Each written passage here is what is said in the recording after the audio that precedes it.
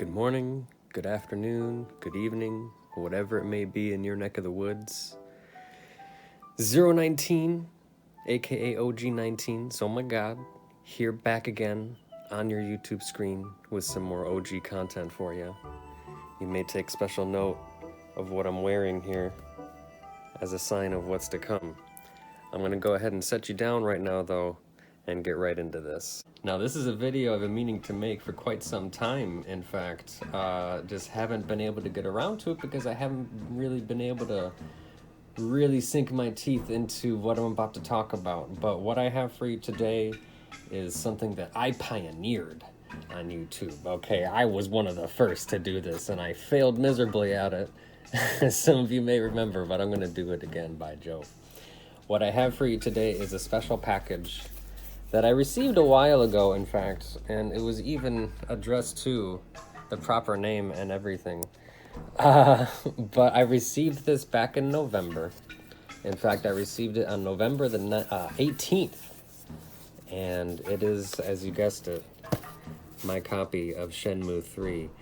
As many of you may or may not know, if you've been following me for a long time, if you've been watching my videos since the beginning, you know I'm an utter devotee of Shenmue and virtually all things Dreamcast, but Shenmue in particular, like many of you out there, holds a special place in my heart, and I was one of the many to help make the dream become cast and become reality by putting some money in the pot on the Kickstarter.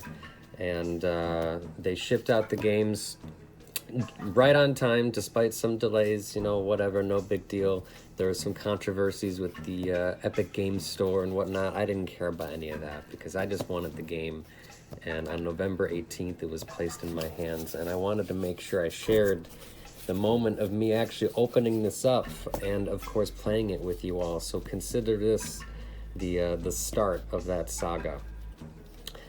Now, I'm going to go ahead and grab my handy-dandy, trusty wolf knife here that I've had for forever. I'm going to give this one solid, clean cut, and hopefully that'll be enough. And we can get into that ass and get this thing open.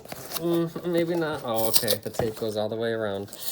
Okay, we're good. We're good. Good shape. Good shape. Okay. You see, I told you I was good at this. I'm the pioneer. Okay, there it goes. All right, so now I have seen the regular cover for this, but I remember the Kickstarter people were meant to get an exclusive cover of some sort. I don't know what that looks like, so this will be a first for me. I'm gonna go ahead and unveil this in dramatic fashion. So here it is, Shenmue 3. It's real. It's in my hands. Oh gosh. Okay, so this is indeed the base copy of the game. I think I felt something else in the case. Hang on. Let's see what our alternate cover is. What else we got in here? Oh yeah, there's something else in here. What's this? Oh, I see. Look at that. That's cool. Let's put this to the side. Back this up. So we do get a slipcover. Okay, I'll take it. We got ourselves a little slipcover. Let's just unfold this and make it work right away. Let's see what this looks like in action. Oh man, we're trying it out. Look at this unboxing. And there it is. Shenmue 3. It has been made. It's been 2 decades now, over 2 decades since the Dreamcast came out.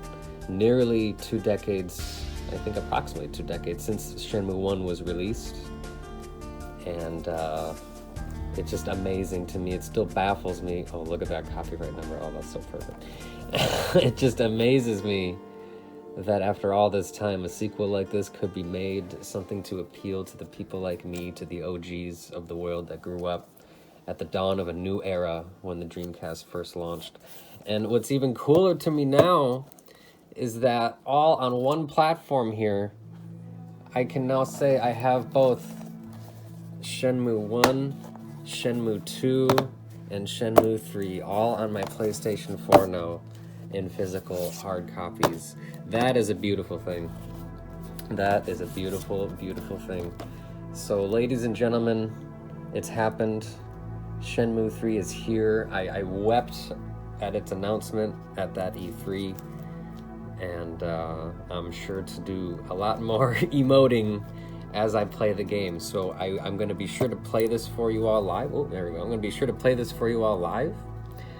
Tune into my Twitch. I'm probably going to start it tonight as an FYI, and we're going to go through all the way to the end. I probably won't have much time left in this apartment that I recently gave you a tour of, so I want to make sure I go out with a bang, if at all. So it's going to be Shenmue 3. We're going to go home, guys. We're going to go home. But before I leave you, I have one more special treat. I have one more talking point, quote unquote.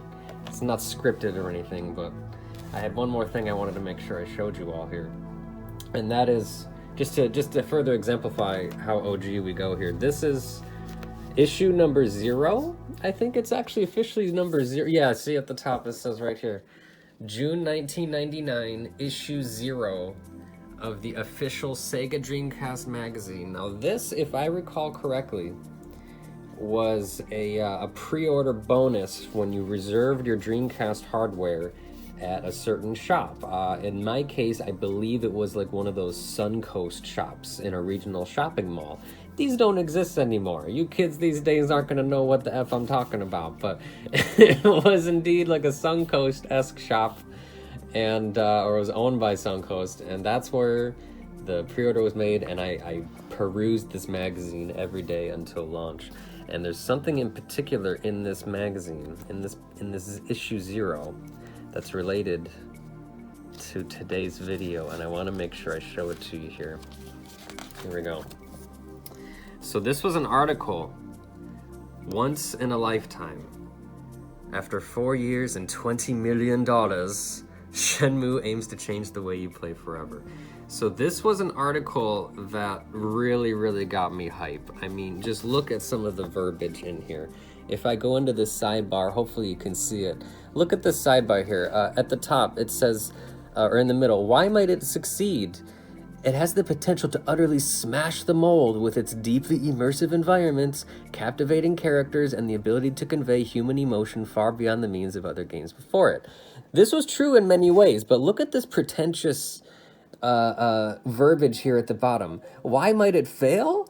Because it may prove to be too ambitious. It attempts to elude nearly every notion there is of what an adventure title should be, and as a result may ultimately seem too foreign and even cumbersome for many players to enjoy or comprehend. It's just utterly mind-blowing. This once-in-a-lifetime Shenmue experience only for the Sega Dreamcast. It's thinking. And what's interesting to note here too, as you progress in the article, many of the screenshots and teases they show ended up being from Shenmue 2. If you may or may not know, the initial outline for the Shenmue story consisted of many chapters, and each game was meant to represent certain chapters. And in the end, Shenmue 1 only exemplified chapter 1 of the story, and they already had the first 4 chapters planned out by the time this magazine was published, clearly, because we're seeing a lot of chapter 2, 3, 4 stuff from Shenmue 2. I always thought that was interesting, in fact, the way that ended up getting split up. So there's a little tidbit for you. I'll show you a further glimpse of the magazine, I suppose. I'll skim through the pages here. It gives you a schematic of the console itself. This really takes me back, man. Look at these VMUs. That was amazing. Everything was ahead of its time. Shenmue was ahead of its time. Ooh, Into the Blue. Okay, we have to stop here. I don't want to get this video too long, but I just wanted to make sure that I got my love for Shenmue out there. I wanted to make sure I unboxed this for you all on YouTube, and I wanted to make sure I played it for you all live on Twitch. So stay tuned to that. I hope you all are doing well and staying cozy out there. Y'all take care of yourselves and each other, and you'll be hearing from me again real soon. Take care now. Bye-bye then.